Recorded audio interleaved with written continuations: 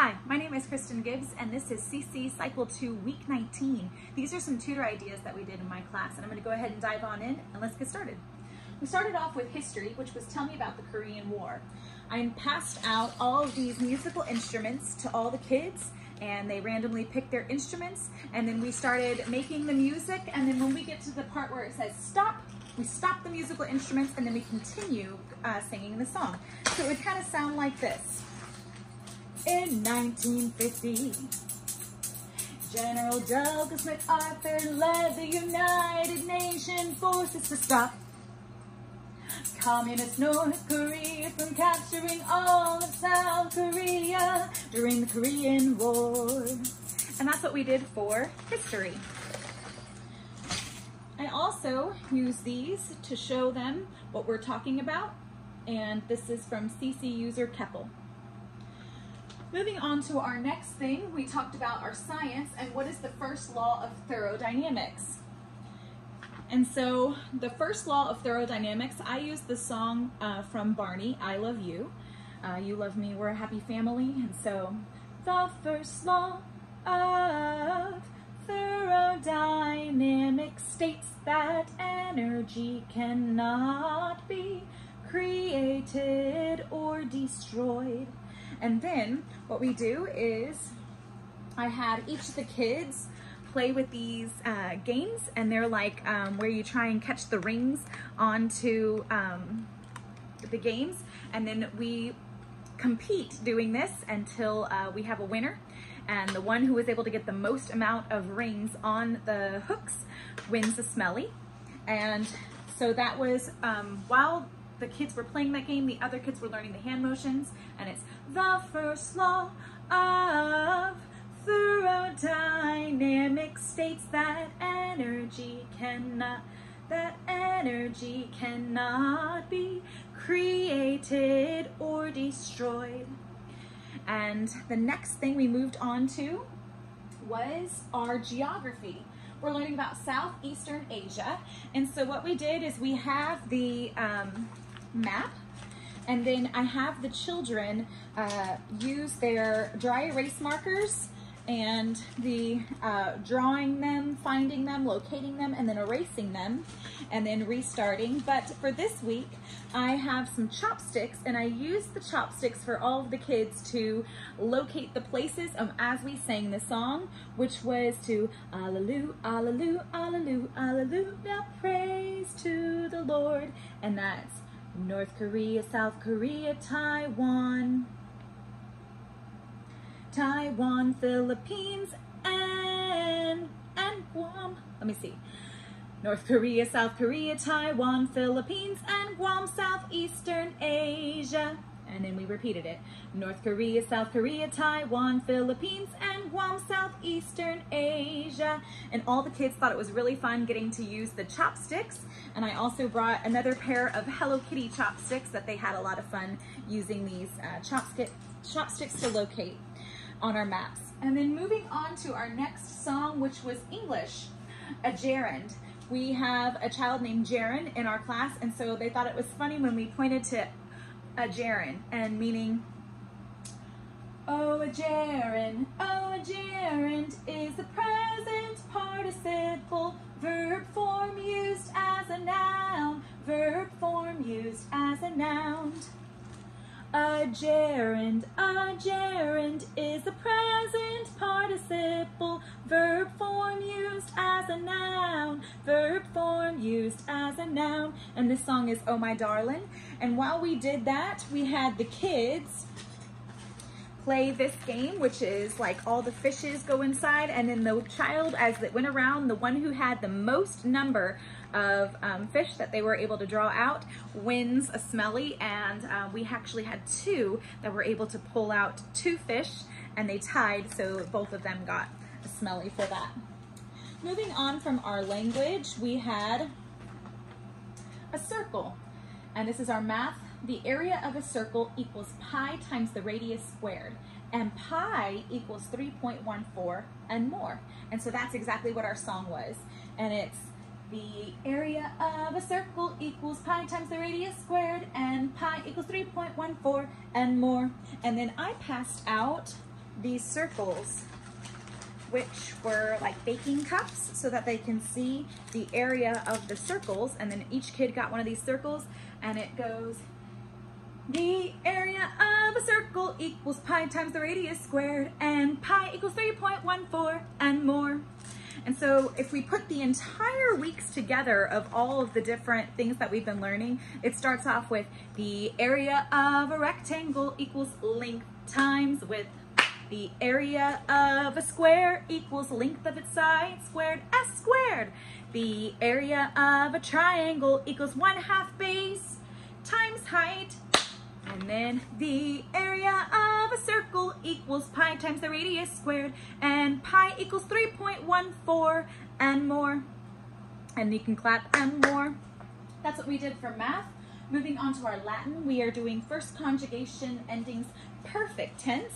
And we have our hat here with an E on it. And so this kind of has that farmer in the dale sound, and the E is on the top because it's perfect. And how we do this was E isti it, imus istis errant, first conjugation, perfect tense. And then the kids think it's so fun to put on the hat and go, E isti it, imus istis errant, first conjugation, perfect tense, because it's perfect. And the next thing we did was moving on to our timeline. We have Lincoln's War between the states, Reconstruction of the Southern States, Dominion of Canada, Otto von Bismarck unifies Germany, Boer Wars in Africa, the Spanish-American War, the Progressive Era.